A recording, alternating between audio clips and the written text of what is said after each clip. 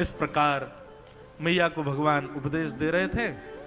तत्पश्चात अब मैया ने यहां पर अगला प्रश्न किया है, बहुत ध्यान से सुनिएगा। देवभूति माता प्रश्न कर रही है कि यथा सांख्येषु कथितम् यन्मूलं तत्प्रचक्षते भक्ति योगस्य मे मार्गं ब्रूहि विस्तरशः प्रभु। देवभूति माता कहती है, भगवान बहुत सावधानी से सुनना। मैं आंख बंद कर लेता हूं तो आप लोग इधर उधर मत देखा करो, आप भी आंख बंद कर लिया करो, कथा सुना करो भाव से। सांख्य योग का अर्थ क्या है? सांख्य का मतलब क्या है? ज्ञान। ज्यादा उसको कॉम्प्लिकेट नहीं, सीधा ज्ञान। देवभूति माता कहती है ज्ञान का प्रादुर्भाव कहां से हुआ भगवान? बोले भक्ति से। तो कृपा करके मैं आपसे प्रार्थना करना चाहती हूं, आप ज्यादा गूढ़तम ज्ञान मुझे मत सुनाइए, आप तो मुझे भक्ति मार्ग ही बताओ। मैं स्रोत जानना चाहती हूं। भक्ति योगस्य मे मार्गम ब्रूहि विस्तरशः प्रभु। नाथ, अभी थोड़ी देर पहले आपने, परसों हम अनमितता भक्ति के बारे में चर्चा कर रहे थे, कल फिर भगवान के बाकी के गुण रूपों के बारे में चर्चा की। आज देवभूति माता फिर कहती है कि नहीं, मुझे तो आप भक्ति मार्ग के बारे में ही बताओ, क्योंकि जब ज्ञान को जन्म भक्ति ही देती है तो मैं उसी को जानना चाहती हूं। इसलिए भक्ति योग का विस्तार मुझे सुनाइए। भगवान कहते हैं ठीक है मैया, आप भक्ति के बारे में जानना चाहती हूं तो मैं विस्तार से आपको सुनाता हूं, बहुत ध्यान से सुनना। भगवान कपिल यहां पर वर्णन कर रहे हैं भक्ति योग क्या है। मैया, मेरे 4 प्रकार के भक्त होते हैं। सबसे पहले तामसी, उसके बाद राजस, फिर सात्विक और फिर निर्गुण। ये 4 प्रकार के भक्त हैं। इन चारों के विषय में मैं आपको बताऊंगा और उसके बाद मुझे जो प्रिय है उस प्रिय के बारे में थोड़ी व्याख्या करूंगा। वो भक्ति किस प्रकार की होती है उसके विषय में बताऊंगा।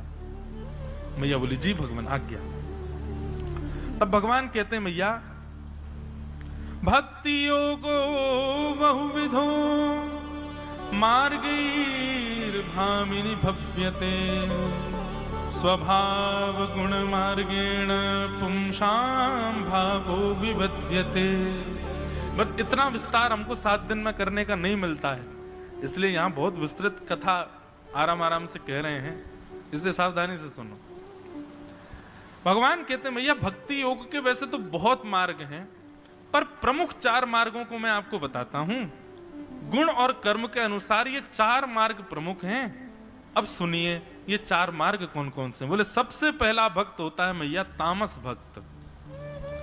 और इस तामस भक्त का लक्षण क्या है जरा गौर कीजिए कि अभिसंध्यायो हिंसाम दंभमात्सर्यमेव वा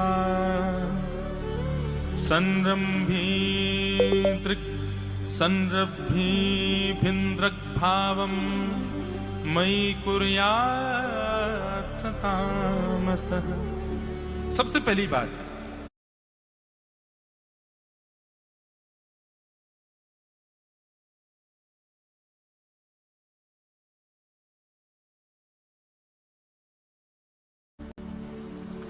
तामस भक्त का स्वभाव कैसा होता है, बहुत ध्यान से सुनिएगा। दंभ युक्त, दंभ मतलब वो नाम जप नहीं कर रहा है, वो नाम जप में केवल इसलिए बैठा है ताकि मैं सबको दिखा सकूं कि मैं नाम जप कर रहा हूं। वो प्रातः काल उठ करके ब्रह्म मुहूर्त में स्नान इसलिए नहीं कर रहा है कि स्नान करने से मेरी चित्त की शुद्धि हो, वो इसलिए स्नान करने आया है ताकि जब मैं स्नान करने आऊं तो बाकी के लोगों को दिखे, ओ देखो कितना बड़ा भक्त सुबह सुबह आके स्नान कर रहा है। दंभ, उसकी भक्ति का संपूर्ण प्रकल्प केवल और केवल दूसरों को दिखाने के लिए। भैया, जो केवल दूसरों के चित्त में यह भाव उत्पन्न कराने के लिए कि ये भक्त है, इस कारण से भक्ति करता है, इस कारण से मेरी सेवा करता है, इस कारण से मेरी कथा करता है, इस कारण से मेरा नाम जप करता है, इस कारण से सारी क्रियाएं करता है, ये तामस भक्त है। दंभ पहली बात। दूसरा, तामस व्यक्ति का स्वभाव कैसा होता है? तब कह रहे हैं, बोले मात्सर्य में बाबा, भगवान कहते हैं ये मात्सर्य युक्त होता है। मात्सर्य मतलब इससे अन्यत्र का सुख नहीं देखा जाता। अच्छा, इसने 1 लोटा दूध चढ़ाया शंकर जी, मैं 2 लोटा चढ़ाऊंगा, इससे ज्यादा चढ़ना चाहिए। अच्छा, बिल्वपत्र चढ़ा रहा है, मैं धतूरा भी चढ़ाऊंगा। मतलब वो भक्ति में प्रधानता नहीं रखता सुख की, देव को क्या सुख मिलेगा, वह दूसरे व्यक्ति से पैज करता है और दूसरे व्यक्ति को नीच दिखा करके उसके प्रति ईर्ष्या करके मेरा भजन करता है। मात्सर्य। और यही मात्सर्य के लिए ठाकुर जी कहते हैं, वो कितना भी मेरे मंदिर आ जाए, कितनी भी मेरी कथा सुन ले, कितना भी गंगा यमुना नदी पवित्र नदियों में स्नान कर ले, पर उसके चित्त से ईर्ष्या कभी नहीं जाती। वो फिर भी ईर्ष्यालु बना रहता है, दूसरों के प्रति ईर्ष्या का भाव उसके चित्त का कभी त्याग नहीं करता। मैया ऐसे दंभ से युक्त, मात्सर्य से युक्त, और तीसरा बताया भगवान ने हिंसा। कथा तो सुनते हैं लेकिन उसके बाद भी कलेश करने में पीछे नहीं हट रहे हैं, लड़ने में, झगड़ने में, एक दूसरे को सुनाने में, और महाराज दुनिया भर के संसारी प्रपंचों में लगे रहने में। कथा तो सुनते हैं, समय से आके बैठते हैं, समय से उठ के जाते हैं, लेकिन प्रपंचों में पढ़ने में पीछे नहीं हटते। और कथा केवल 3 घंटा सुनने के लिए गए हैं, उसके अलावा उन पर कोई प्रभाव नहीं होता। भगवान मैया बोली, तो फिर उनको भक्त क्यों कह रहे हो? बोले क्योंकि मंदिर आता तो है, कथा में बैठता तो है, मेरे ऊपर जल चढ़ा तो रहा है, नाम जपी कर रहा, भले दिखावे के लिए कर रहा है। मैया, व्यक्ति जब मेरे पास आने के लिए प्रारंभ होता है ना, तो उसके पग पग पर उसको अश्वमेध यज्ञों के फल की प्राप्ति होती है, इसलिए मैं उसको नकार तो नहीं सकता,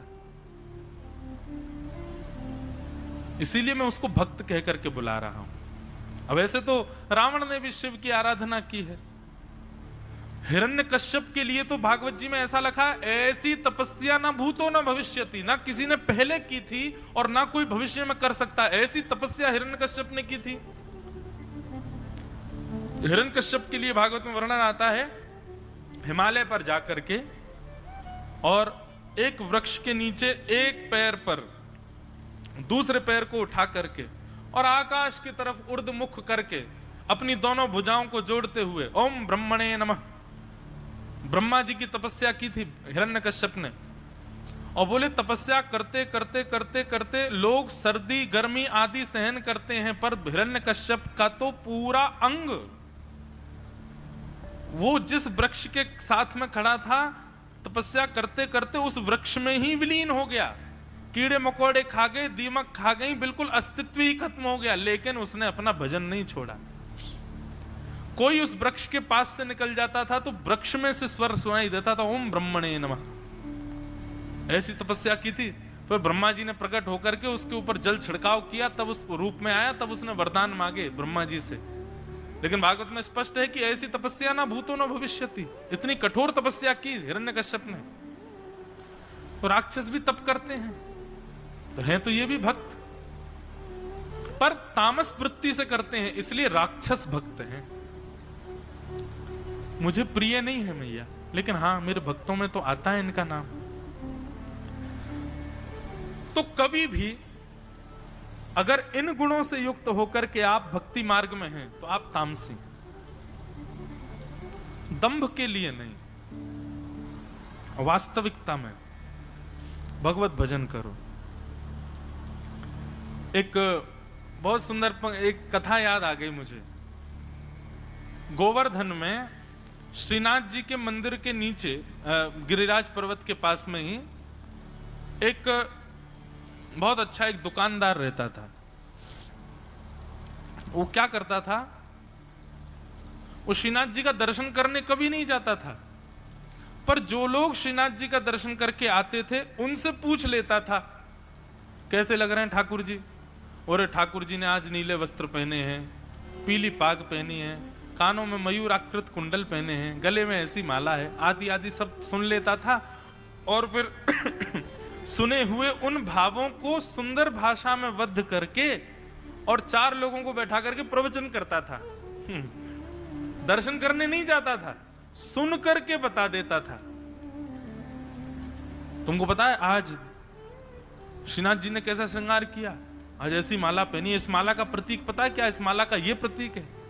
इस पाग का मतलब पता है क्या? इस पाग, अब उसकी लच्छेदार वाणी सुनकर के बड़ी भीड़ लग जाती थी वहां सुनने वालों की, और सब लोग देख करके कहते वाह भाई कितना बढ़िया भक्त है, ठाकुर जी के ऐसे रूप का वर्णन करता है। सूरदास जी महाराज नित्य जाते थे दर्शन करने के लिए। एक दिन सूरदास जी महाराज ने उसके वचनों को सुना तो सूरदास जी महाराज को पता चल गया कि अरे ये तो ऊपर मैंने जो पद गाया उसी की व्याख्या कर रहा है। सूरदास जी बोले रुको कल बताता हूं। कल मैं श्रृंगार में से एक भाव नहीं गाऊंगा, एक भाव कम गाऊंगा, और तब अगर इसने व्याख्यान किया और उस भाव को छोड़ दिया तो इसको पकड़ लूंगा। तो सूरदास जी ने अगले दिन पद गाया और उस पद में ठाकुर जी के कानों के कुंडल का कोई भाव नहीं बताया। उस दिन ठाकुर जी ने मयूराकृत कुंडल पहने थे। अब किसी ने आकर के भक्त को सुना दिया, भक्त प्रवचन करने लगा, भीड़ लग गई, सूरदास जी भी सुनने लगे। सूरदास जी बोले अरे वाह आपने बहुत सुंदर वर्णन किया ठाकुर जी के श्रृंगार का, अरे आपने ये नहीं बताया उनके कुंडल कैसे हैं, ठाकुर जी के कुंडल कैसे? वो फंस गया। अब वो कैसे बताए कुंडल कैसे, क्योंकि जिसने बताया था वो तो है ही नहीं। उसने कहा हाँ ठाकुर जी ने आज जो है मैंने देखा ना, आज सुंदर मोतियों के कुंडल। बोले नहीं नहीं नहीं, मोतियों के कुंडल नहीं है। अरे भैया मेरे पास तो नेत्र नहीं है, मैं तो देख ही नहीं सकता। कोई जाओ दौड़ के जरा देख के आओ ठाकुर जी का श्रृंगार कैसा। कोई देख करके आया, बोले नहीं नहीं आज तो ठाकुर जी ने मयूराकृत कुंडल पहने। ये सुनते ही महाराज सब लोग फिर बोले अरे ये तो ऐसे ही बोलता है, इसको तो कुछ पता ही नहीं। सब लोग चले गए। सूरदास जी उसके पास गए, बोले भाई तुम केवल प्रवचन करते हो, ठाकुर जी को देखने क्यों नहीं चलते हो? कल से मैं तुमको तुम्हारे यहाँ आऊंगा, तुमको लेके जाया करूंगा, साथ में चला करो देखने के लिए, ठाकुर जी का दर्शन किया करो। अरे जब ऊपर ही माथे पे ही विराज रहे हैं तो क्यों नहीं जाते हो? सूरदास जी रोज पहुंच जाते, लेकिन किसी ना किसी बहाने से, कभी कहीं व्यस्त हूं, कभी कुछ कर रहा हूं, कभी कहीं हूं, कभी वो जाता ही नहीं सूरदास जी के साथ। सूरदास जी महाराज ने एक दिन पकड़ा, बोले अगर तू आज नहीं गया दर्शन करने तो मैं सबको बता दूंगा कि तुम दर्शन नहीं करते हो, तुम सुनी सुनाई बातों को लच्छेदार बना के यहां परोस देते हो सबको आसक्त करने के लिए। आज तुमको चलना ही पड़ेगा। सूरदास जी ने उसका हाथ पकड़ लिया, पकड़ के ले गए अपने संग जबरदस्ती। और जैसे श्रीनाथ जी मंदिर में गए, बंधुओं इतना सुंदर भाव वर्णन करते हैं। सूरदास जी सीढ़ियां चढ़ रहे हैं मंदिर की, और मंदिर की हर सीढ़ी चढ़ते हुए ठाकुर जी से निवेदन कर रहे हैं, नाथ एक परम पतित व्यक्ति को लेके आया हूं। पतित क्यों है? आपके दर्शन करता नहीं है और सुंदर सुंदर भाव सुनाता है सबको नीचे बैठ करके। इसके अवगुणों पर विचार मत करना नाथ, इस पर कृपा कर देना, इसके ऊपर अनुग्रह कर देना कि आपके दर्शन की लालसा इसके चित्त में प्रकट हो जाए। सूरदास जी ये बात सीढ़ियों पर चढ़ते हुए कहते जा रहे थे, हे ठाकुर जी इसके अवगुणों पर विचार मत करना, इसको स्वीकार कर लेना। पर सूरदास जी जैसे ही उस भक्त को लेकर के श्रीनाथ जी के मंदिर में प्रवेश किए तो सामने खड़े हुए गर्भगृह में श्रीनाथ जी बोल पड़े, आहा आहा जय हो जय हो, मैं इतने दिन से प्रतीक्षा कर रहा था जिसको देखने की, आज उसके दर्शन लाभ हो गए। जय हो सूरदास जी, आपने बहुत अच्छा किया जो इसको लिया, इसके तो दर्शन की बड़े दिन से मेरे को इच्छा हो रही थी। सूरदास जी बोले नाथ ये परम पतित व्यक्ति है, आपके कभी दर्शन नहीं करता है, महादुष्ट है। मैं तो आपसे निवेदन कर रहा था कि इसके अवगुणों पर विचार मत करना, पर इतने ज्यादा विचार मत करना कि आप बोल पड़ो, ये तो मैंने नहीं कहा था। ठाकुर जी ये आपको इतना प्रिय क्यों है? श्रीनाथ जी कहते हैं, बोले सूरदास जिस दिन तुम यहां कीर्तन गाकर के नीचे गए और इसका प्रवचन सुन के तुम्हारे चित्त में ये भाव आया ना, कह रहे राम राम बिना दर्शन किए बस रूप का बखान कर देता है, इसको दर्शन कराना चाहिए। जिस दिन तुमने विचार किया कि इसको दर्शन कराना चाहिए, उसी दिन से सूरदास को कोई प्रिय लगा है, इसलिए मेरे चित्त में इसके दर्शन की इच्छा प्रकट हो गई कि भैया सूरदास जिसको देख करके प्रसन्न हो गए, जिसको देख करके मेरे दर्शन के लिए लाना चाहते हैं, उसके दर्शन की इच्छा तो मेरे चित्त में हो रही है। कितने दयालु हैं ठाकुर जी। सूरदास किसी को देख करके मुस्कुरा गए हैं, उसी से इतने प्रसन्न हो गए कि उससे मिलने के लिए आतुर बैठे हैं, चाहे वो कितना ही पतित हो। तो यहां दो भाव, पहले भाव तो दंभ मत करो भक्ति में, वास्तविक रखो। और दूसरी बात बंधुओं, जो सूरदास जी की इस कथा से मिली, सदा संत चरणों के उपासी बने रहो, क्योंकि बंधुओं संत यदि एक बार प्रसन्न भी हो जाते हैं ना हमारी ओर देख करके, वैष्णव प्रसन्न हो जाते हैं हमारी ओर देख करके, उनकी प्रसन्नता से ठाकुर जी ये विचार करते हैं, अच्छा ये इसको देख करके हंस रहा है, जरूर ये अच्छा ही होगा, इससे मिलने का मन बनाओ। अब देखो मंच पर प्रधानमंत्री बैठे हैं, लाखों लोग सामने हैं, और प्रधानमंत्री लाखों में से किसी को देख करके हंस जाए, किसी को देख करके कोई इशारा कर दे, उस व्यक्ति के पीछे पूरी मीडिया पड़ जाती है। अरे प्रधानमंत्री इसको देख करके हंस गए। ठीक वैसे ही एक भक्त जब किसी के ऊपर रीझ जाता है तो ठाकुर जी अनायास ही उससे मिलने का मन बना लेते हैं, बोले क्योंकि मेरे भक्त इससे प्रसन्न है। बहुत सुंदर बात। तो भगवान कहते हैं मैया तामस भक्त का लक्षण क्या है, वो दंभ करता है, दंभ नहीं होना चाहिए भक्ति में। दूसरा तामस व्यक्ति का स्वभाव है कि वो मेरी आराधना किसी और की हिंसा के लिए करता है। हे नाथ 3 बार से वही प्रथम विजेता हो रहा है, इस बार कृपा करो उसको हराओ, मुझे जिताओ। इस भावना से जो मेरे शरणागत होता है, किसी को नीच दिखाने के लिए, किसी को हराने के लिए, किसी के ऊपर किसी प्रकार का विघ्न डलवाने के लिए जो मेरी आराधना करता है, ऐसे तामसी भक्त होते हैं। तो यह प्रथम भक्त का लक्षण है, तामस। अब भगवान यहां दूसरे भक्त का लक्षण बता रहे हैं। अब ये सब सुनकर के आप अनुमान लगाइएगा आप कौन से। दूसरा भक्त कौन है? तब भगवान कहते हैं राजस भक्त। इनकी संख्या सबसे ज्यादा है आज की डेट में। राजस भक्त सुख संपत्ति घर आवे, कष्ट मिटे तन का, ओम जय जगदीश हरे। ठाकुर जी कृपा करो, अनुग्रह करो।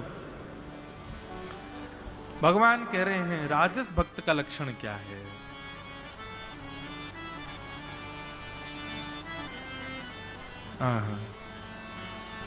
कि विषयान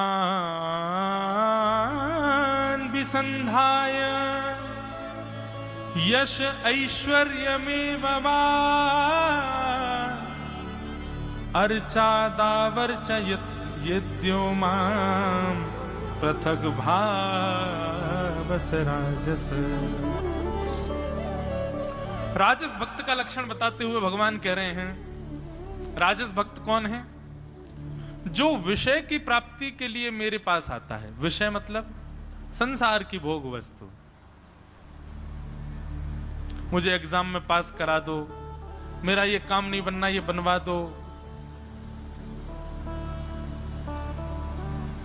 मैया मन्नत पूरी कर दे पूड़ी बांटूंगी। हमारे यहाँ जगराता में गाते लोग, मैया मेरी मन्नत पूरी कर दे, तो मैया कहती मन्नत पूरी नहीं करूंगी तो नहीं बांटेगी। ऐसा स्वरूप स्वभाव बना लिया है लोगों ने। ये राजस भक्ति है, जहां पर आप ठाकुर जी को एक लोभ देते हो कि ठाकुर जी अगर मेरा ये काम बन गया तो मैं ऐसा ऐसा करूंगा, अगर मेरा ये काम बन गया तो मैं गिरिराज जी की परिक्रमा करूंगा, अगर मेरा ये काम बन गया तो मैं सोने का छत्र चढ़ाऊंगा, ये काम हो गया तो ये। ठाकुर जी कहते हैं अच्छा बेटा हमको ही लोभ दे रहे हो हैं? इस लोभ में आकर के भगवान तुम्हारा काम करें? त्रिलोकीनाथ जो तीनों लोगों के नाथ हैं, उनको हम छोटी छोटी वस्तुओं के लोभ देते हैं, इससे हमारा काम बनवा दो। घूसखोरी ये राजस भक्त का लक्षण है।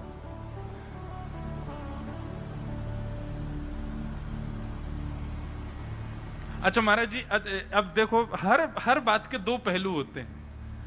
एक तो होता है कि आप ठाकुर जी से जाकर के उनको ये कह रहे हैं कि ये काम बनवा दो, मैं ऐसा करूंगा। ये तो हो गया सांसारिक स्थिति। पर मुझे ये कथा इतनी प्रिय लगती है, हमारी ब्रज की गोपियां भी तो घूस देती ठाकुर जी को, लेकिन कैसे देती? लोभ कैसे देती? सुंदर दूध निकाल के लाती गैया को, और वह गैया के दूध को पकाते समय वही में मिश्री डाल देती, और मिश्री युक्त दूध को बढ़िया सुंदर, जब तक वो अधोटा नहीं हो जाता, आधा नहीं हो जाता, तब तक उसको औटाती रहती। और औटाने के बाद में फिर उसी का सुंदर दही बना करके, वो मीठा मीठा दही बनता, और वो बना करके और ऊपर छींके पे टांग देती, और जबरदस्ती जहां कन्हैया सखाओं के संग बैठे होते वहीं जाते हुए उसी जगह पर ऐसी चर्चा करती कि लाला को सुनाई दे जाए। बोले अरे तुम्हें नहीं पता, नंद गांव से गैया आई है हमारे यहाँ, ऐसी बढ़िया गैया है, अरे वाके नीचे 20 किलो दूध आवे रोज, और ऐसा दूध बा में ऐसा लगे मलाई है कि दूध है, पता ही ना चले।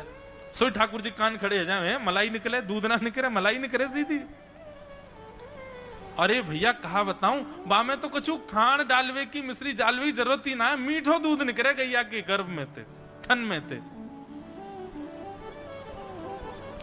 वह मीठे दूध की दही बनाई है मैंने और अपनी छीका पे रखी है, शाम को पूरा परिवार बैठ के भोजन करेगा, सब सबन को पवाऊंगी। अब ये अपनी सखी से बात करती हुई यमुना जल भरने जा रही है, और ठाकुर जी वहीं वृक्ष के नीचे बैठे बैठे सुन लेते हैं, और सुन करके सुई अपनी फेंट कसते हैं।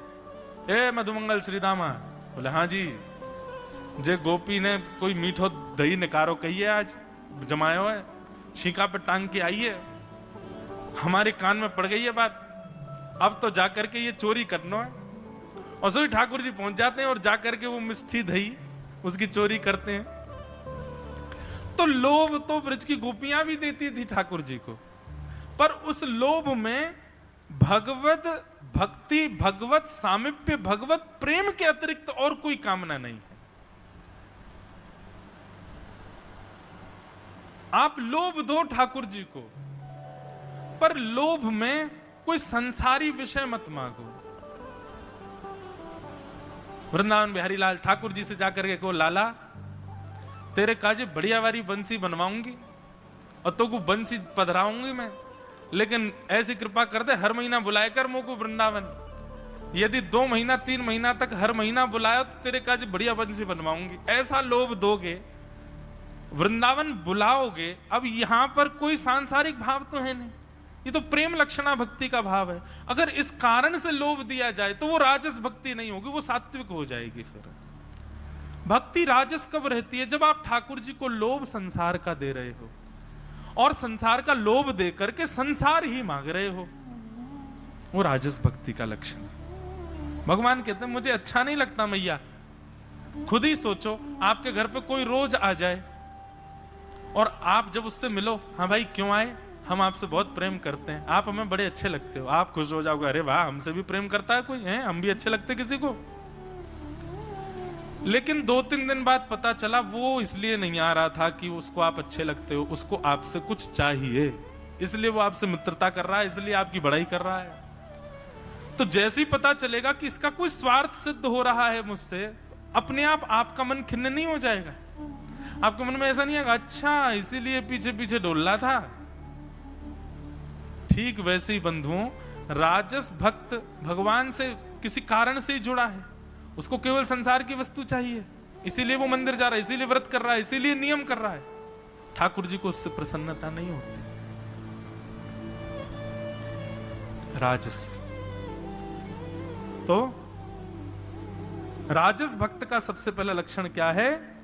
विषयान विसंधाय, विषय मांगता है मुझसे, केवल हर बार यही मांगेगा, अब ये दे दो, अब ये दे दो, अब ये दे दो।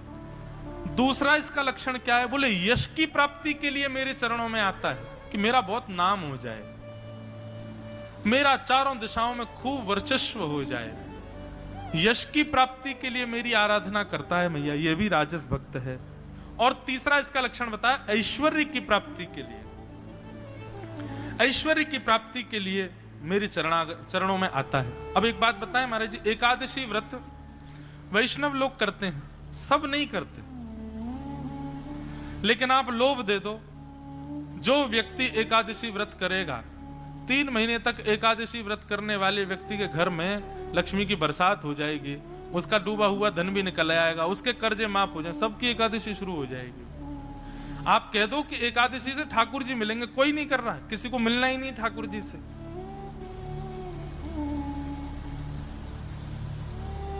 यहां पर व्रत किए जाते हैं क्योंकि उससे हमारी कोई कामना सिद्ध हो रही है, वो राजस भक्त का लक्षण है। पहले दिन जब मैं आया तो मुझे अनुष्ठान बताया गया करना है, तो बाद में मैंने गुरुजी से, पता नहीं किसी से, मैंने अमंदर जी से कहा कि मुझे कुछ ऐसी कामना नहीं है चित्त में कि मैं किसी कामना से अनुष्ठान करूं, कोई ऐसा भाव नहीं है, बस कृष्ण प्राप्ति कर्म शाश्वत, कृष्ण प्राप्ति के लिए। बोले महाराज जी हमारे यहाँ भी महाराज जी का यही नियम है, यहाँ पर जो भी अनुष्ठान करने आता है या जिसकी भी पुरुषण होते हैं गायत्री के, उससे अंतिम दिन हाथ में जल लेकर के और यही संकल्प कराया जाता है कि विश्व कल्याण के लिए तुमने यह अनुष्ठान यहाँ किया है, अपने सुख के लिए नहीं, अपने यश के लिए नहीं, अपने वैभव के लिए नहीं। वो सुन के मुझे इतना प्रसन्नता हुई कि विश्व कल्याण के लिए, सबके कल्याण के लिए अगर यहाँ अनुष्ठान होते हैं तो ये कितनी अच्छी बात है। बताओ 16-16, 18-18 महीने तक लोग यहाँ पर नख सिख नहीं काटते और रह करके गंगा स्नान त्रिकाल तब अनुष्ठान करते हैं। पुरुषण 24 लाख मंत्र गायत्री के, गायत्री की महाराज हमको तो केवल 3000 मंत्र कहे महाराज जी ने, उसी में ही पसीना आ जाते हैं। 24 लाख मंत्र जाप करने, और वह भी किस लिए, इतने परिश्रम करके, बोले कि केवल और केवल विश्व कल्याण, सबका भला। यह राजस भक्ति नहीं है, यह सात्विक भक्ति है। तो विषय की प्राप्ति के लिए मेरे पास आता है, यश की प्राप्ति के लिए मेरे पास आता है, और ऐश्वर्य की प्राप्ति के लिए जो मेरे शरणागत होता है, इन प्रकार के भक्तों को मैं राजस भक्त कहता हूं। लेकिन मैया मुझे यह भी पसंद नहीं है, यह भी प्रिय नहीं है। एक मैं कथा सुनाया करता हूं कभी कभी। एक बार एक संसारी भक्त ने तपस्या की, भगवान प्रसन्न हो गए, प्रसन्न होकर के कहा वरदान मांगो। तो उस व्यक्ति ने कहा मैं जो चाहूं मुझे मिल जाए, ऐसी कृपा कर दो, मैं जो चाहूं वो मुझे मिल जाया करे। भगवान बोले जो चाहे तुझे मिल जाए, ऐसे वरदान आजकल हमने देने बंद कर दिए, ये वरदान नहीं देंगे हम। बोला महाराज चाहिए तो यही वरदान चाहिए, नहीं तो कुछ नहीं चाहिए। भगवान बोले खाली हाथ जाएंगे नहीं, दे के तो कुछ जाएंगे, लेकिन ये वरदान नहीं देंगे, क्योंकि वो भस्मासुर ने शंकर जी से मांगा था कि जिसके सिर पर हाथ रखूं भस्म हो जाए, वो शंकर जी के पीछे ही भागा, वो तुमको ही भस्म कर दूं पहले तो संसार के लोग बड़े विचित्र हैं। अब कुछ भी मांगूं, अब तुमने अगर सोच लिया कि लक्ष्मी नारायण मेरे द्वारपाल हो जाएं, तो लक्ष्मी नारायण द्वार पर खड़े रहो, तो हमने वरदान दिया, ऐसा वरदान नहीं देंगे हम। भक्त उदास हो गया, बोले फिर तो मुझे कुछ नहीं चाहिए, मुझे तो यही चाहिए था। भगवान बोले अच्छा यही चाहिए? बोले हाँ ठीक है, लेकिन एक बात हमारी तरफ से लागू होगी। क्या? जो तू चाहेगा तुझे मिलेगा, लेकिन तुम्हारे पड़ोसी को तुमसे दुगना मिलेगा। अब मंजूर है कि नहीं बता। थोड़ी देर सोचने लग गया, बोले अच्छा मतलब मैं जो मांगूंगा मुझे 1 मिलेगा, उसको डबल मिलेगा। बोले हाँ बता मंजूर है। पहले तो उसने ना मंजूरी की, लेकिन जब भगवान ने एक ही ऑप्शन दिया तो बोला ठीक है अब सह लूंगा, दे दीजिए आप। तपस्या करके वापस गया, घर मांगा, पड़ोसी को दुगना मिला। गाड़ी मांगी, इसको 1 मिली, पड़ोसी को 2 मिल गई। ब्याह के लिए पत्नी की कामना की, उसकी तो 1 ही हुई, उसके 2 हो गई, 2 ब्याह हो गए। बालकों की कामना की तो जितने बालक उसके 2 दुगने हो गए। लेकिन इन सब चीजों को देख करके उसके अंदर तामसिकता बढ़ती चली गई। वो इतना ज्यादा परेशान हो गया इस भाव से, मैं जो मांगता हूं सब इसको दुगना मिल जाता है।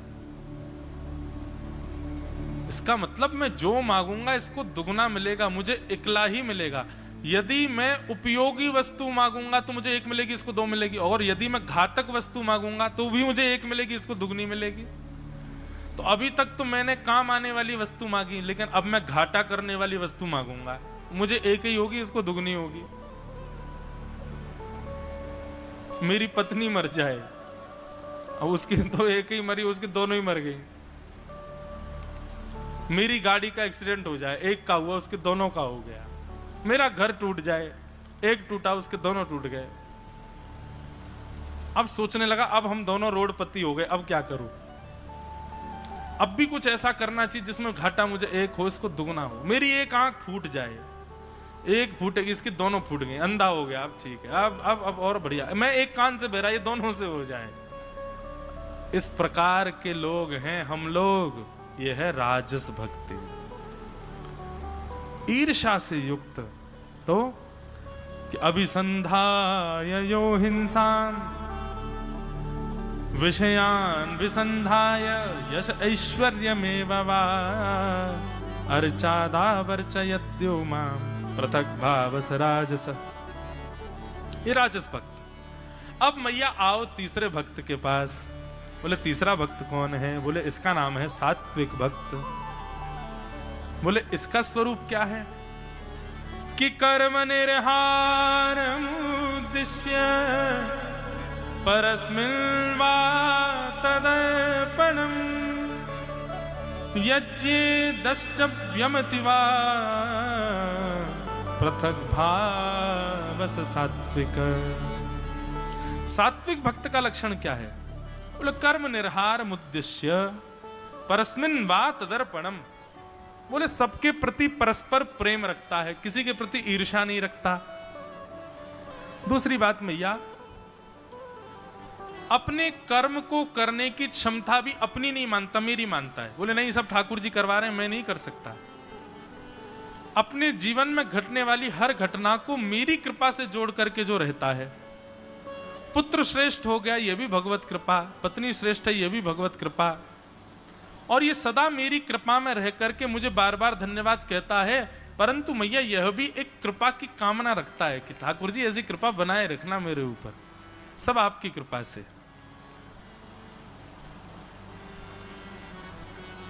सात्विक कुछ भी विशिष्ट करने के बाद उस सबका तद अर्पणम, मुझे अर्पण कर देता है, अपने पास नहीं रखता। कुछ भी श्रेष्ठ हुआ सब इस ठाकुर जी के चरणों में अर्पित। करते हो तुम कन्हैया मेरा नाम हो रहा है। सात्विक भक्त का लक्षण है मेरा आपकी कृपा से सब काम हो रहा है। मेरा आपकी कृपा से सब काम हो रहा है।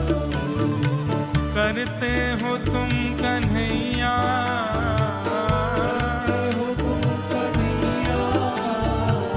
करते हो तुम कन्हैया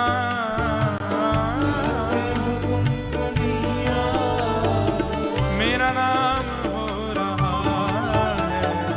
मेरा आपकी कृपा से सब काम हो रहा है। मेरा आपकी कृपा से सब काम हो रहा है। पतवार के बिना ही मेरी नाव चल रही है। पतवार के बिना ही मेरी नाव चल रही है। हैरान है जमाना मंजिल भी मिल रही है। हैरान है जमाना मंजिल भी मिल रही है। करता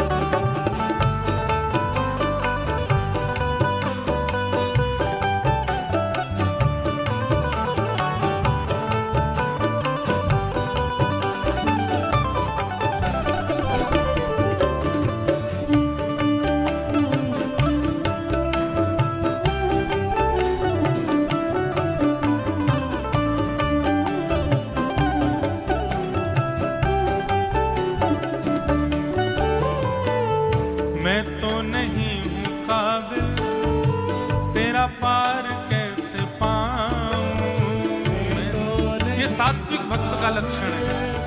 तेरा पार कैसे पाऊं। अच्छा एक बात सुनिए, ये सात्विक भक्त का लक्षण है, पर एक बात पहले ही कह दूं, हम लोग भक्ति की स्थिति में आते हैं तो सात्विक तो हम बन जाते हैं, लेकिन ठाकुर जी को जो प्रिय हैं वो अभी एक और हैं, निर्गुण, उनके अभी अंश सुनने बाकी हैं। इसलिए सुनिए तो सही, परंतु यह मत सोचना कि हमें ऐसा ही बनना है। ऐसा है तो भगवान की कृपा है, पर हमको इससे भी श्रेष्ठ निर्गुण बनना है।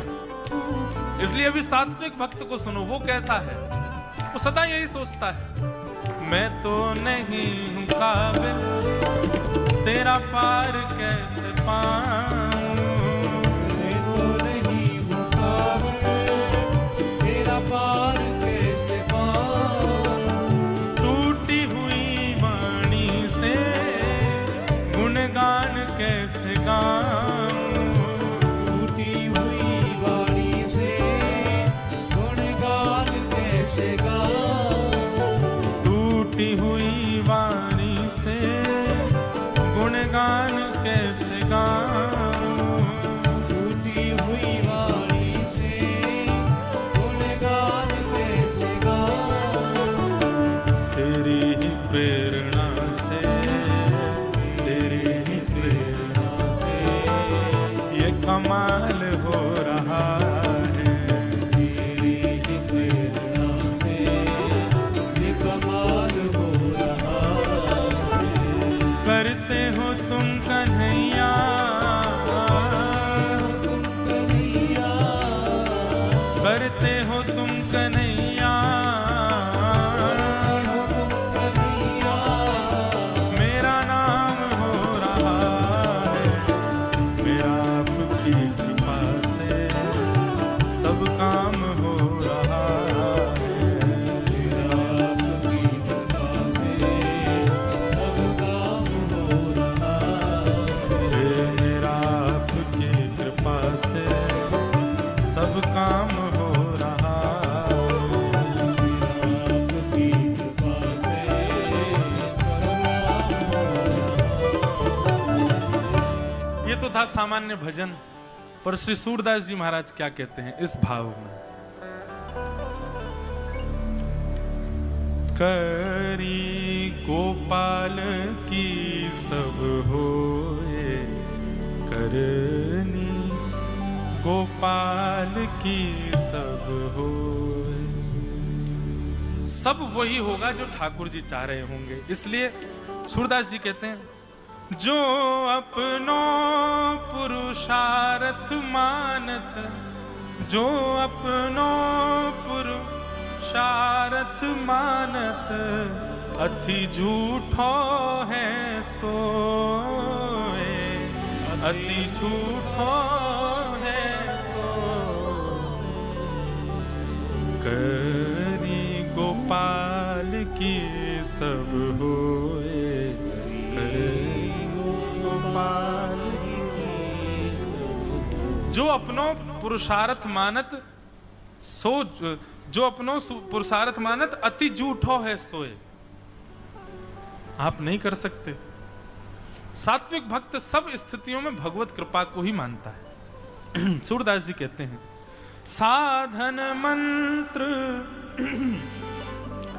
जंत्र उद्यम बल, साधन मंत्र यंत्र उद्यम बल, ये सब डारो धोए, ये सब।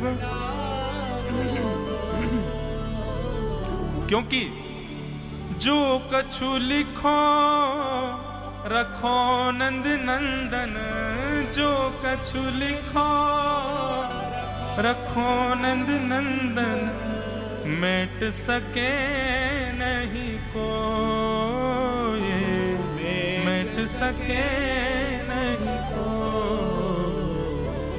करनी गोपाल की सब होए, करनी गोपाल की सब। दुख सुख लाभ अलाभ समुझ तुम, दुख सुख लाभ अलाभ समझ, कतहीं भरत हो रोए, कतहीं मरत हो रोए। सूरदास स्वामी करुणामय, सूरदास स्वामी करुणामय, श्याम चरण मन पौड़, श्याम चरण मन पौड़। सूरदास जी कहते हैं साधन मंत्र जंत्र उद्यम बल ये सब डारो धोए, जो कछ लिखो रखो नंद नंदन, मैट सके ना कोई। कितना भी कुछ कर लो, ठाकुर जी जो चाहेंगे वही होगा।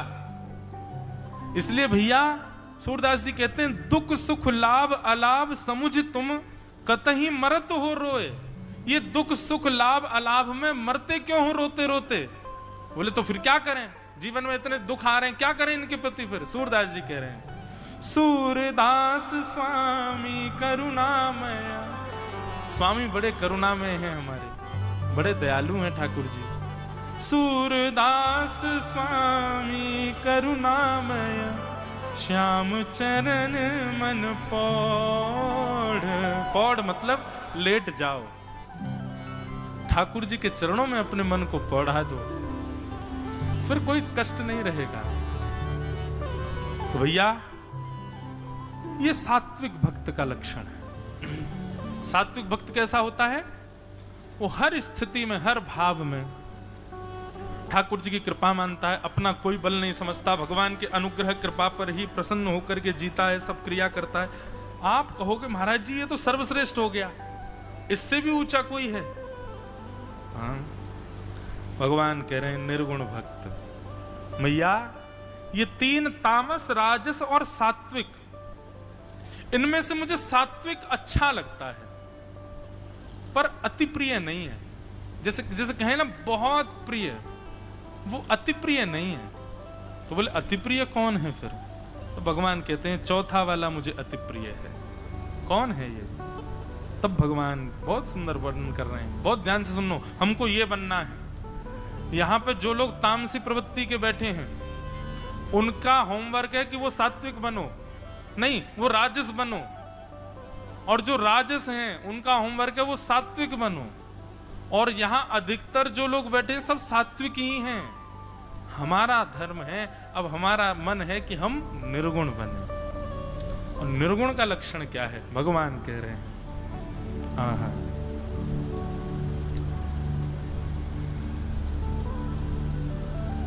कि मनोगतिर्विच्छिन्ना यथा गंगा बसोर्बुधौ, लक्षणं भक्ति योगस्य निर्गुणस्य हृदाहतम्। बहुत सुंदर भाव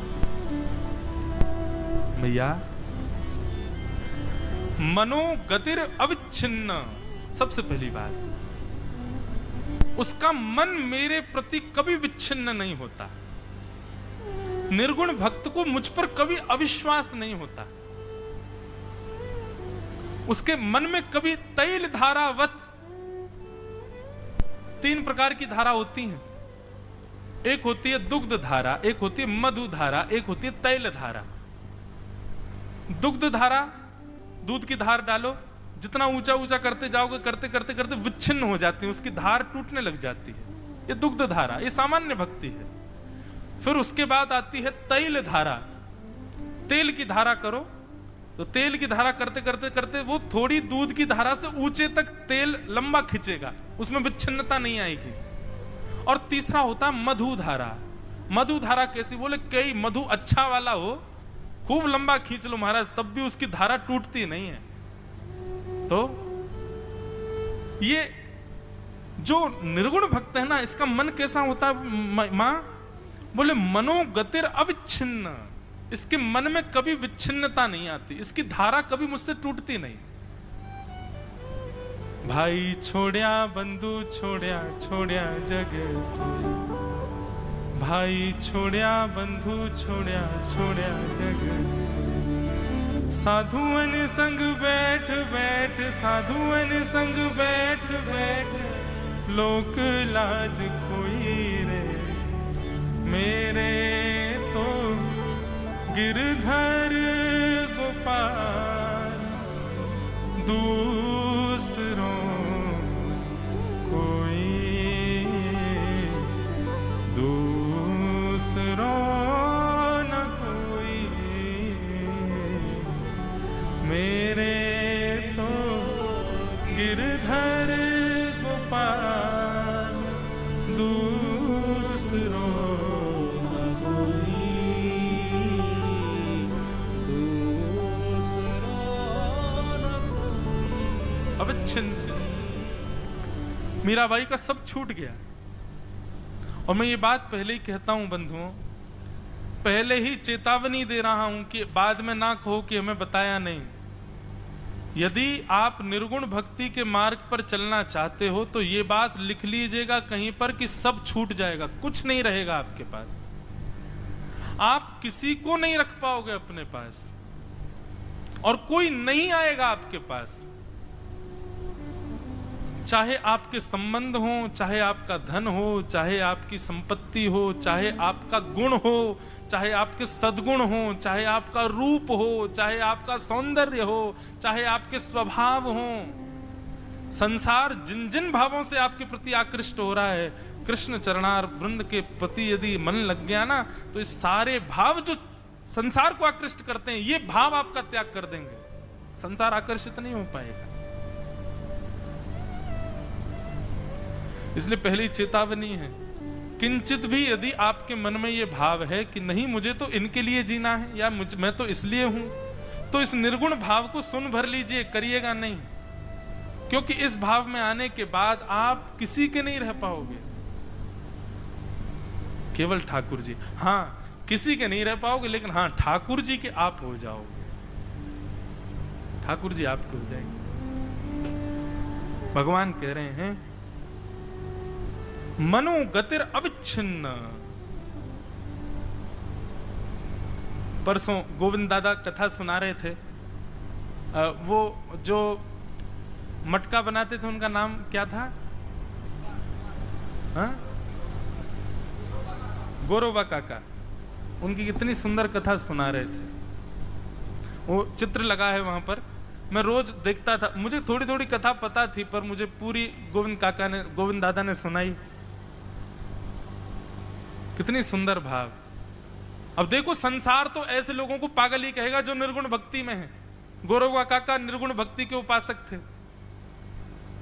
मिट्टी अपने पैरों से गूंद रहे थे और गूंदते गूंदते गूंदते उनका नन्हा सा बालक जो घुटमन चलना जानता था, और गूंद नहीं रहे थे, विट्ठल विट्ठल विट्ठल कीर्तन कर रहे थे। और गूंदते गूंदते उनका नन्हा सा बालक उसी मिट्टी में आके खेलने लगा। कीर्तन की गति इतनी सुंदर हो गई कि बिल्कुल देहाभिमान शून्य होकर के वो मिट्टी पर गूंदने लगे, और गलती से वो बालक उसी जगह आ गया जहां वो मिट्टी गूंद रहे थे, और अपने ही पुत्र के ऊपर चढ़ गए। लेकिन उनको बिल्कुल पता नहीं चला, और करते गए करते गए करते गए नन्हे से बालक के प्राण निकल गए, मृत्यु हो गई बालक की। पत्नी किसी कार्य से गई थी, लौट करके आई तो देखा कि बालक कहां है। बालक नहीं मिला, तभी देखा कि मिट्टी में सना हुआ मृतक बालक पड़ा है, और इनके पतिदेव गोरोबा काका वो तो हाथ में करताल लिए सुंदर विट्ठल विट्ठल विट्ठल विट्ठल कीर्तन कर रहे हैं। पत्नी ने आकर के धक्का दिया, तो पत्नी ने धक्का दिया तो उनका कीर्तन छूट गया। कीर्तन छूटा तो इस बात से क्रोधित होकर के भागे, तू मेरा कीर्तन क्यों छुड़वा रही है? बोले कीर्तन नहीं छुड़वा रही हूं। क्या किया आपने?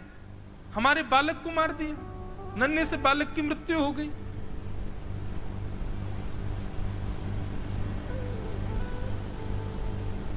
दुखी तो हुए, लेकिन उनको इस बात का ज्यादा कष्ट था कि मेरा भजन छूट गया। मैं तो कीर्तन कर रहा था, बस ऐसा लग रहा था विट्ठल मेरे सामने खड़े हैं।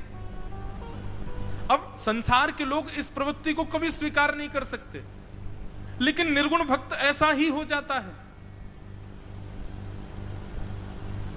गौरवा काका की पत्नी ने कहा, मेरा त्याग कीजिए, मैं आपके साथ नहीं रहूंगी अब।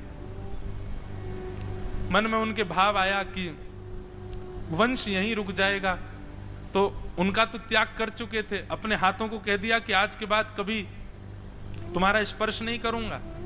फिर ऐसा भाव आता है, कथा आती है, उनका दूसरा विवाह भी हुआ और उन्होंने चित्त में जब विवाह हुआ तो उनके जो दूसरी पत्नी थी वह भी उसी की ही बहन थी। तो पिता ने कहा कि मेरी पुत्री के साथ वैसा ही भाव रखिएगा जैसा आप बड़ी पुत्री के साथ रखते हैं। गौरवा काका बोले, बड़ी पत्नी को तो हम त्याग चुके हैं, तो इसका मतलब इसको भी त्याग दें। दोनों के प्रति त्याग की भावना। जय हो ससुर जी, आपने हमको संसार से निवृत्ति ही करने की आज्ञा कर दी है। अपनी भुजाओं को कसम दी कि तुमको विट्ठल की कसम है, कभी भी इनका स्पर्श मत करना। लेकिन कदापि निद्रा में एक दिन उनको भान नहीं रहा और गलती से स्पर्श हो गया। तो स्पर्श के बाद सुबह उठे और उठकर के विचार करने लगे, तुमने मेरे विट्ठल की सौगंध खाने के बाद भी विचार नहीं किया, स्पर्श कर दिया। तुरंत गए और जाकर के अपने दोनों हाथ कटवा दिए। बोले, इन्होंने विट्ठल की सौगंध को नकारा है, ऐसे हाथों को नहीं रखना। अब ये लक्षण है, ये गति, ये स्थिति होती है निर्गुण भक्त की। तो उसके लिए संसार मायने नहीं रखता, उसके लिए देहाभिमान मायने नहीं रखता, उसके लिए तो ठाकुर जी का कीर्तन मायने रखता है। ठीक ऐसी कथा कुछ मिलती जुलती आती है। श्री कुम्भन दास जी के एक पुत्र की मृत्यु हो गई। तो पुत्र की मृत्यु की सूचना सुनते ही कुम्भन दास जी मूर्छित हो गए। किसी ने जाकर के श्रीमद वल्लभाचार्य जी से कहा कि कुम्भन दास जी के पुत्र की मृत्यु हो गई, और पुत्र की मृत्यु की बात सुन के कुम्भन दास जी मूर्छित हो गए। वल्लभाचार्य जी बोले, कुम्भन दास जैसा भगवत भक्त संसार के विरह की बात सुन के मूर्छित नहीं हो सकता। मुझे पता है वो मूर्छित क्यों हुआ है। गुसाई जी दौड़ करके गए और जाकर के मूर्छा अवस्था में पड़े कुम्भन दास जी, वैद्य जगा रहे, जगी नहीं रहे, वो मूर्छा इतनी अटूट हुई। गुसाई जी ने जाके कान में कह दिया, बोले, मुझे पता है तुम मूर्छित क्यों हुए हो। तुम इसलिए मूर्छित नहीं हुए कि तुम्हारा पुत्र मर गया, तुम इसलिए मूर्छित हुए हो कि तुमको लग रहा है कि सूतक लग गए, अब तुम गिरिराज जी का दर्शन कैसे करोगे। लेकिन तुम चिंता मत करो, मंदिर की मैं एक खिड़की खोल दूंगा, जब तक तुम्हारे सूतक पूरे नहीं हो जाए तुम उस खिड़की से गिरिराज जी को देख लिया करना। ये बात सुनते ही कुम्भन दास जी की मूर्छा टूट गई, खड़े हो गए और खड़े होकर के प्रसन्न हो गए और प्रसन्न मुद्रा में गुरुदेव को प्रणाम किया। और अचानक से फिर सबसे, हाँ चलो बताओ अब क्या करना है, पुत्र की मृत्यु हो गई, अब तो भगवान जो चाहते तो हो गया, चलो अब इसका संस्कार आदि करें। उनको है ही नहीं कष्ट उस बात का। तो ये निर्गुण भक्त है। लेकिन गौरवा काका की एक सुंदर भाव सुना।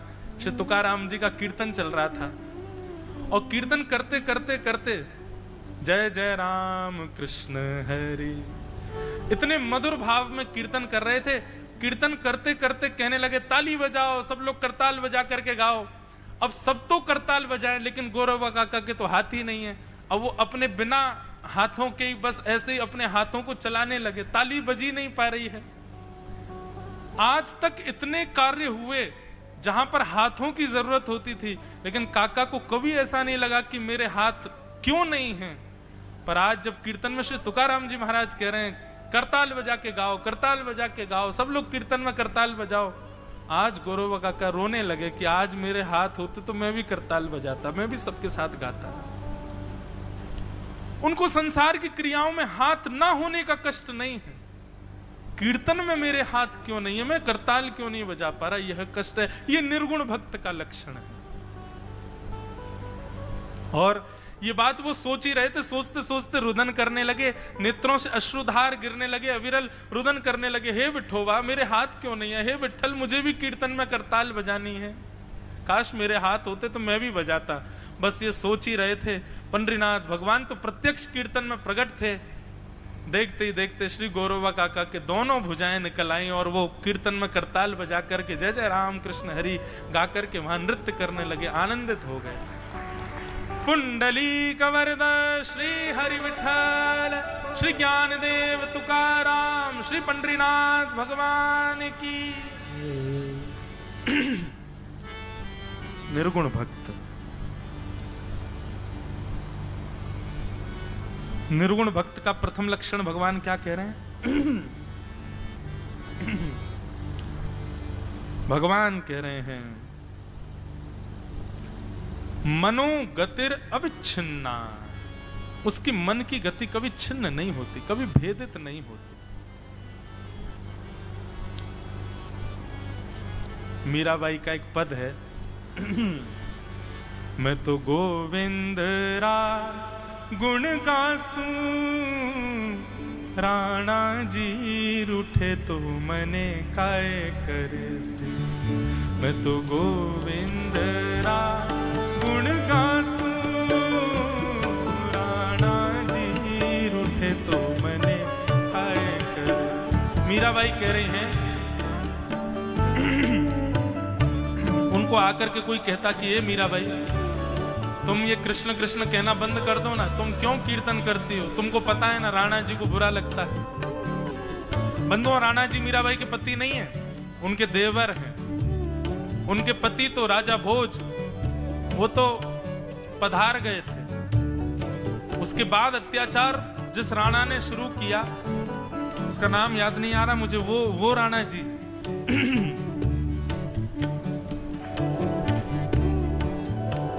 मीराबाई गाती है।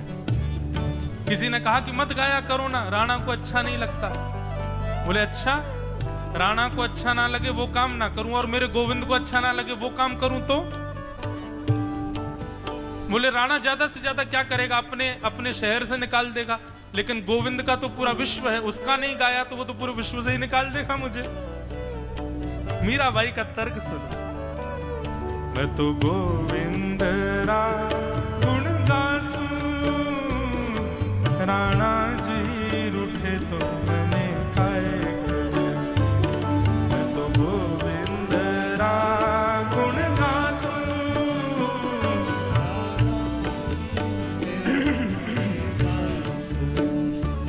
मैं तो गोविंद रा गुण गासूं, राणा जी रूठे तो मने काय कर से।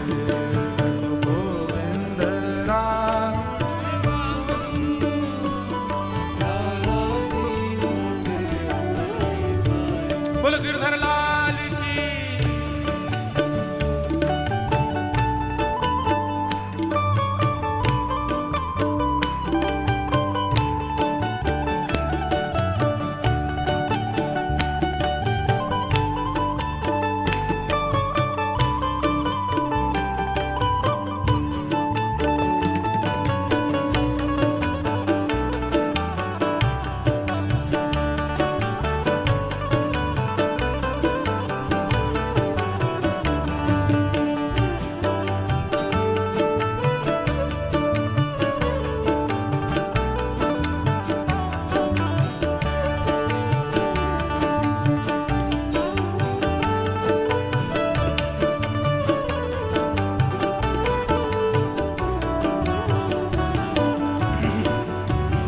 मीराबाई कहती हैं जैसे तुम्हारे लिए श्वास लेना तुम्हारे जीवन का कारण है, तुम्हारे लिए जल पीना तुम्हारे जीवित रहने का कारण है, ऐसी मेरा नियम है मैं जब तक अपने गोविंद का चरणामृत ना पी लूं तब तक मैं कुछ सेवन नहीं करती। तो तुम कहती हो मैं कैसे उनको छोड़ दूं? हे चरणामृत को नेम हमारो, चरणामृत को नेम नित उठ दर्शन जासू, चरणामृत को नेम हमारो नित उठ दर्शन जासू। मैं तो गोविंद रा गुण गासूं, राणा जी रूठे तो मने काय करे से। मैं तो गोविंद रा गुण गासूं, राणा जी रूठे तो मने काय करे से। हे हरि मंदिर में निरत करास्या, घूंगरिया धमकास्या। हरि मंदिर में नृत्य करास्या, घूंगरिया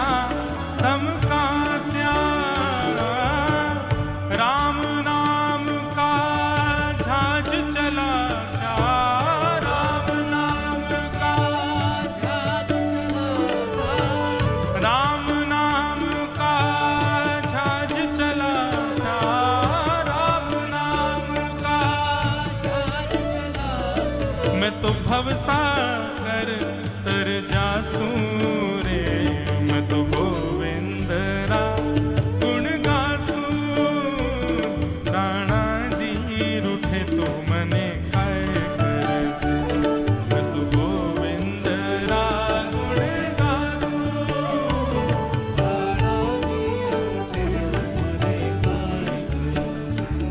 हो यह संसार बाण का कांटा, जा संगत नहीं जास्या। यह संसार बाण का कांटा, जा संगत नहीं जास्या। मीरा के प्रभु गिरधर नागर, मीरा के प्रभु गिरधर नागर, मीरा के प्रभु गिरधर नागर, मीरा के प्रभु गिरधर नागर। मैं तो निरख निरख सुख पासी रे, मैं तो गोविंद रा गुण गासू। राणा जी रूठे तो मने काय करसे, मैं तो गोविंद रा गुण गासू।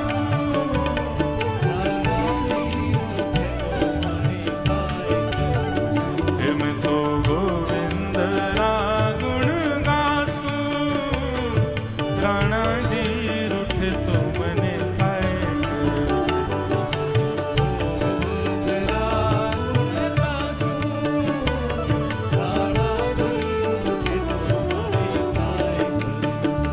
मैं तो गोविंद रा गुण गासू।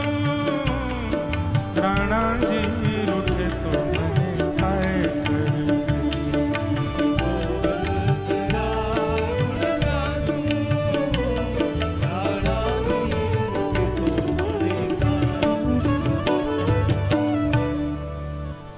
भक्तिमती मीराबाई, ये निर्गुण भक्त के, इनको कोई फर्क नहीं पड़ता, सूली चढ़ा दो, गला काट दो, मार दो जान से, क्या हम नहीं छोड़ेंगे ठाकुर जी को। हमको इनको संसार रिझाने से मतलब है ही नहीं। भगवान कहते हैं ये निर्गुण भक्त का लक्षण। मनो गतिर विच्छिन्ना, और इनका दूसरा लक्षण क्या होता है मैया? बोले यथा गंगाम भसोम बुधौ, जिस प्रकार गंगा की धारा, उस गंगा की धारा को विशाल विशाल चट्टानें भी समुद्र में मिलने से रोक नहीं सकती, ऐसे ही इस निर्गुण भक्त को मुझसे मिलने में बहुत अड़चने आती हैं मैया, पर इसको मुझसे मिलने से कोई नहीं रोक पाता है। क्यों? क्योंकि जब नदी जाकर के समुद्र में मिलती है तो वहां आप दर्शन करेंगे कि नदी समुद्र में संगम होता है 2 किलोमीटर बाद, पर नदी खारी पहले ही हो जाती है 3-4 किलोमीटर पहले से ही। इसका मतलब क्या है? भगवान मानो ये कह रहे हैं, ये भक्त जब मेरे समीप आते हैं मुझसे मिलने के लिए, अनेक दुविधाएं सह करके आते हैं, अनेक पीड़ाएं सह करके आते हैं, पर जैसे ये मेरे समीप आने लगते हैं मैया, तो मेरे पास आए, मैं तब तक रुक ही नहीं पाता, मैं जाकर के वहीं से इनको खींच लेता हूं, वहीं से पकड़ लेता हूं। मतलब निर्गुण भक्त आप बन गए तो ठाकुर जी की जिम्मेवारी होती है कि आपको वो लेकर के अपने पास आवे। ये बात लिख लीजिएगा, सात्विक, राजस और तामस भक्ति में आपकी जिम्मेवारी है कि आप ठाकुर जी से मिलो, पर निर्गुण भक्त के लिए तो ठाकुर जी जिम्मेवारी उठाते हैं कि मेरी जिम्मेवारी है कि ये मुझसे मिले, और उसके लिए मैं जो कर सकूं मैं करूंगा। उसकी हृदय गति कैसी होती है? बोले गंगा की धारा जैसी होती। गंगा गंगाम भसो बुधैः, यथा गंगा भसो बुधैः, लक्षणं भक्ति योगस्य निर्गुणस्य हृदाहतम्, अहेतुक्यव्यवहिता या भक्ति पुरुषोत्तमः। ये निर्गुण भक्त का लक्षण है मैया। और मद गुण श्रुति मात्रेण मई सर्व गुहा से, आहा सबसे सुंदर लक्षण। भगवान कपिल कह रहे हैं मद श्रुति श्रुण मात्रेण, मेरी केवल और केवल कथा सुनने मात्र से मई सर्व गुहाशय, वो मेरे सर्वांगीण अंग का चित्त में ही दर्शन कर लेता है। वो पहचान जाता है कि ठाकुर जी का रूप ऐसा, गुण ऐसा, स्वभाव ऐसा, व्यवहार ऐसा, सब उसको पता चल जाता है मैया केवल मेरी कथा मात्र से। और उसके चित्त में मेरा स्वरूप प्रकट हो जाता है। बार बार उसके रोए खड़े होते हैं, बार बार उसके नेत्र सजल होते हैं, बार बार उसका हृदय कंपित होता है, बार बार उसका कंठ भर आता है। मैया ये मेरे निर्गुण भक्त हैं, और ऐसे भक्तों के लिए मैं जिम्मेवारी उठाता हूं कि ये मुझसे कैसे भी मिलें, बस वो अपना विश्वास ना छोड़ें। मैं यहां पूरी व्यवस्था उनके लिए करके रखता हूं, ये मुझे अति प्रिय है मैया। और इतना ही नहीं, इस भक्त में एक लक्षण और होता है, क्या? मैं जिससे प्रसन्न होता हूं उसको 4 प्रकार की मुक्ति प्रदान करता हूं। मुक्ति कितने प्रकार की होती है? 4 प्रकार। और वो 4 प्रकार की मुक्ति कौन कौन सी होती है? ध्यान से सुनना।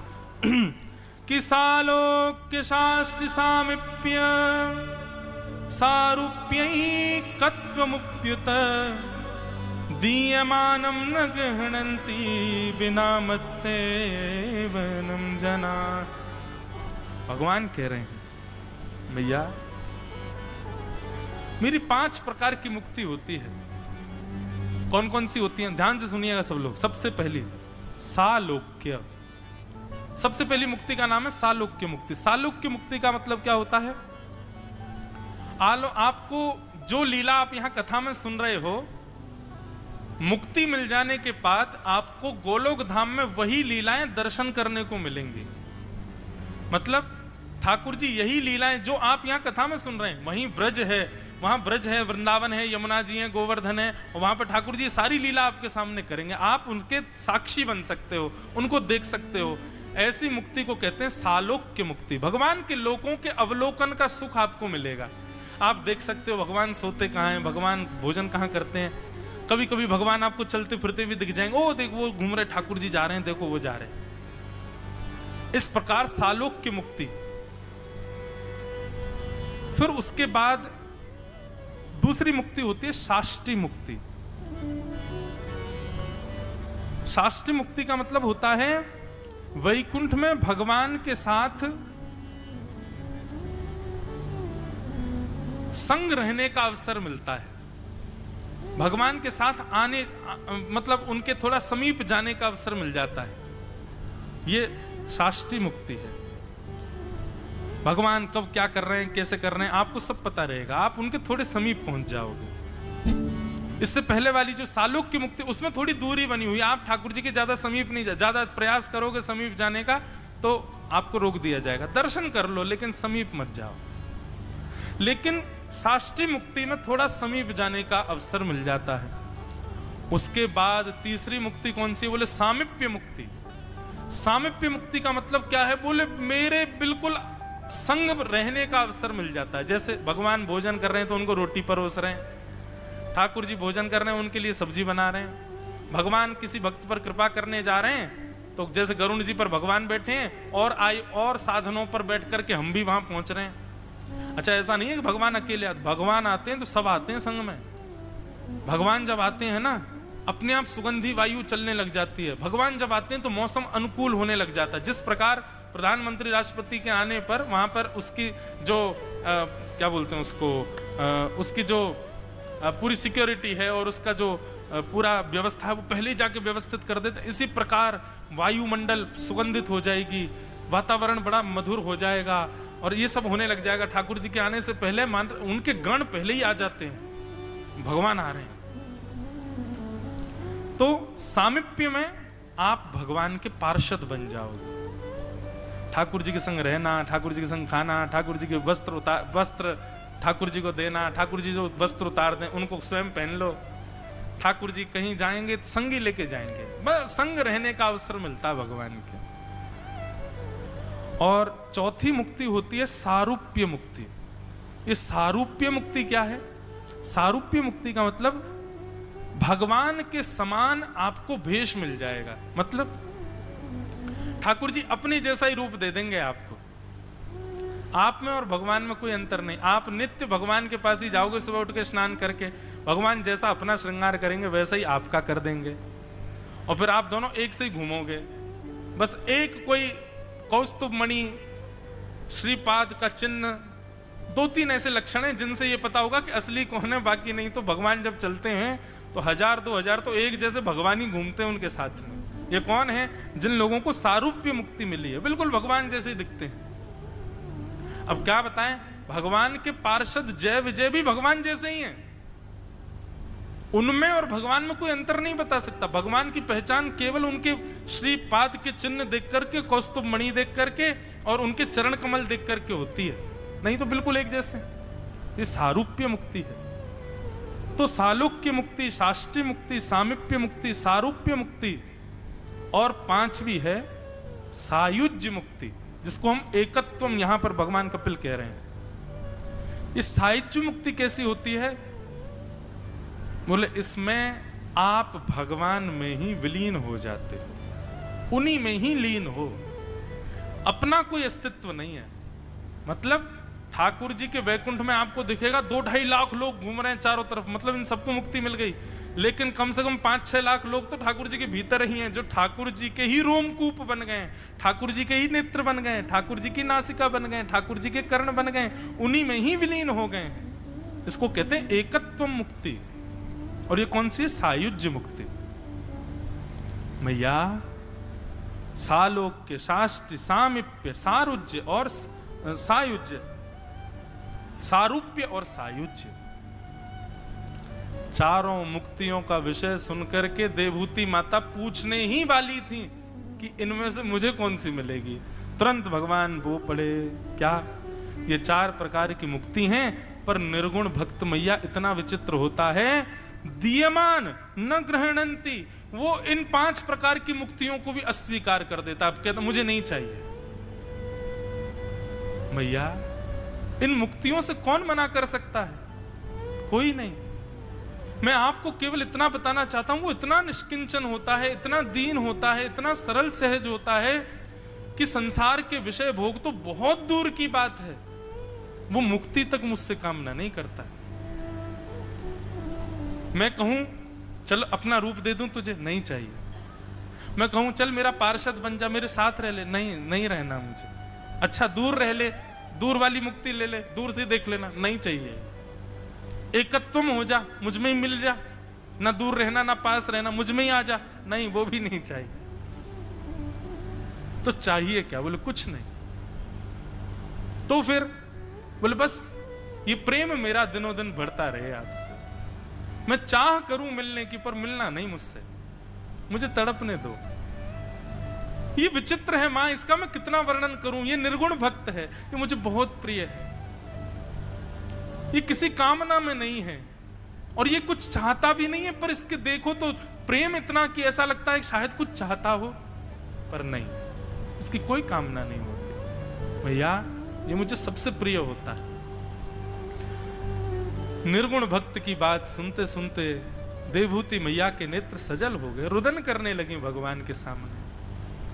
और नाथ मुझे निर्गुण भक्ति का वरदान दो। बोले मैया ये निर्गुण भक्ति का वरदान मांगना भी निर्गुण भक्त नहीं करता, ये भी सात्विक भक्त करता है। वो भक्ति की कामना भी नहीं मांगता, वो जैसा है उसी में ही सरल सहज। मैं एक कथा सुनाया करता हूं ना, भोंदू भोंदू।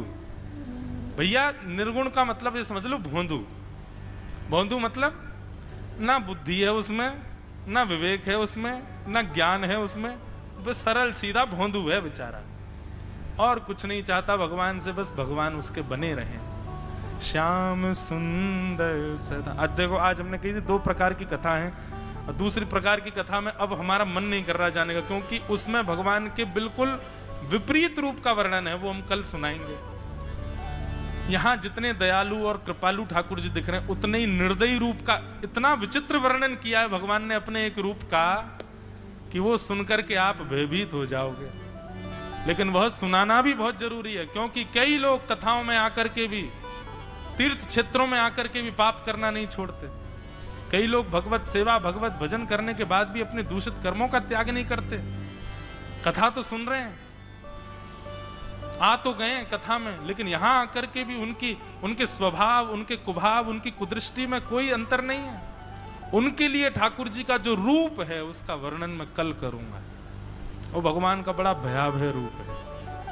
और ठाकुर जी ने उसका ऐसा ऐसा वर्णन किया कि देवहूति माता कांपने लगी और पैर पकड़ के बोली बस अब मत करो इसका वर्णन। तो आज भगवान के इस सुंदर रूप का वर्णन सुना जिसमें भगवान अपने 4 प्रकार के भक्तों के विषय में बताते हैं। तो बंधुओं, सात्विक हो, तामस हो तो राजस बनने का प्रयास करो, राजस हो तो सात्विक बनने का प्रयास करो, और यदि सात्विक हो गए हो तो निश्चित है निर्गुण भक्त के भाव सुन के आपके चित्त में आ ही रहा होगा कि हम भी निर्गुण हो। पर ये कामना मत रखो, बस निर्गुण के जो लक्षण है उनका पालन करना शुरू। कामना रहित होता है निर्गुण भक्त। ये अनमित भक्त की ही विशिष्टतम यहां पर परिभाषा भगवान बता रहे हैं। दीयमानम न गहनंती बिना मत से वन जना। भैया इस प्रकार के मेरे भक्त हैं और व्याख्या हम लोग कल सुनेंगे। बंधुओं, एक आपको जानकारी दें, 4 मई को यानी कि अगले शनिवार को, कल महाराज जी से आज्ञा प्राप्त हुई, प्यारे श्री गिरधर लाल जी का नौका विहार होगा गोदावरी जी में। तो श्री ठाकुर जी उस दिन कथा 5:30 बजे पूरी हो जाएगी। थोड़ा और जल्दी शुरू करने का प्रयास करेंगे। हम तो लेट विलंब से आने वाले व्यक्ति हैं, लेकिन मैं लेट सही बताऊं तो मैं पढ़ता रह जाता हूं, मुझे समय ही उसी समय मिलता है, इसलिए मैं विलंब से हो जाता हूं। तो कथा हम 5:30 बजे पूर्ण करके और फिर योजना ऐसी बनाएंगे। हमारे लाल जी जल देखते ही कूद जाते हैं, उनको लगता है सब जमुना जी हैं, कूद जाओ इनमें। तो कहीं कूदे ना, इसके लिए ऐसी विचार भाव रखेंगे। सब लोग तो जल में नहीं जाएंगे। हमारे दत्त धाम के जितने भी आचार्य हैं, हमारे जो यहाँ के सब ठाकुर श्री दत्त भगवान के कृपा पात्र हैं, सब अपरस में वहाँ प्रवेश करेंगे और एक ऐसी चैन बना लेंगे कि श्री गिरधर लाल जी की नौका विहार हो सके। आप सब लोग मधुर दर्शन करिएगा। हमारे प्रेम जी और आदि सब लोग बढ़िया पद पदावलियाँ वहीं बैठ कर के गंगा श्री गोदावरी जी के तीर पर, कल मानो ऐसा भाव भी अगर बने महाराज जी कि दत्त भगवान का चल स्वरूप और श्री गिरधर लाल जी दोनों संग संग नौका विहार करेंगे। संग संग नौका विहार श्री ठाकुर जी का होगा, तो उसका सुंदर मधुर दर्शन हम लोग करेंगे। दूसरा, 2 तारीख से रासलीला यहाँ प्रारंभ हो रही है। कथा के उपरांत रात्रि 9 बजे से यहाँ ठाकुर जी की बढ़िया ब्रज लीलाएं होंगी और उनका दर्शन करने का भी अवसर हमको मिलेगा। और मई के हफ्ते में कुछ संत जन भी यहाँ पधार रहे हैं। कौन कौन आ रहे हैं नाम नहीं बताऊंगा, बस वो तो आप सबको वो है, क्या बोलते हैं उसको, सरप्राइज है।